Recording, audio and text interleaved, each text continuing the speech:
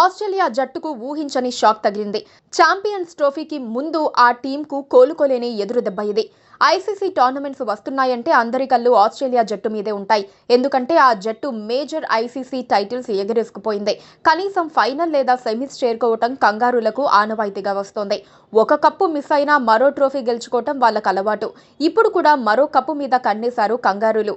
Pakistan, UAE వేదికగా one day ఫార్మాట్లో త్వరలో జరగనున్న ఛాంపియన్స్ ట్రోఫీని సొంతం చేసుకోవాలని కమిన్స్ సేన భావిస్తోంది. అందుకు తగ్గట్లే ప్రిపరేషన్స్ కూడా మొదలుపెట్టింది. కానీ ఆ జట్టుకు వరుస షాకులు తగులుతున్నాయి. Australia pace allrounder Mitchell Marsh Champions Trophy నుంచి తప్పుకున్నాడు. వెన్నునొప్పితో బాధపడుతోన్న మార్ష్ ఇంకా కోలుకోలేదని క్రికెట్ ఆస్ట్రేలియా తెలిపింది.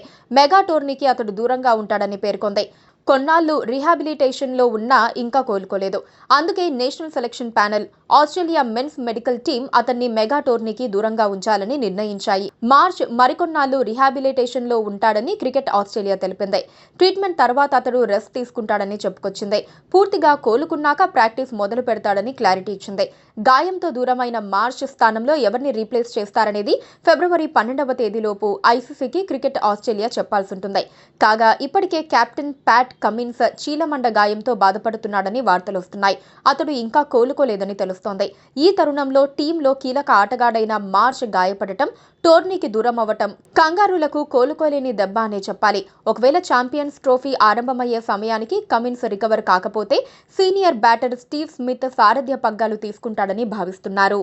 Please do subscribe to Please do subscribe to Please do subscribe to Please do subscribe to Please do subscribe to Please do subscribe to KTV Telugu. KTV Telugu. KTV Telugu. KTV Telugu. KTV Telugu. KTV Telugu. Please do subscribe to KTV Telugu.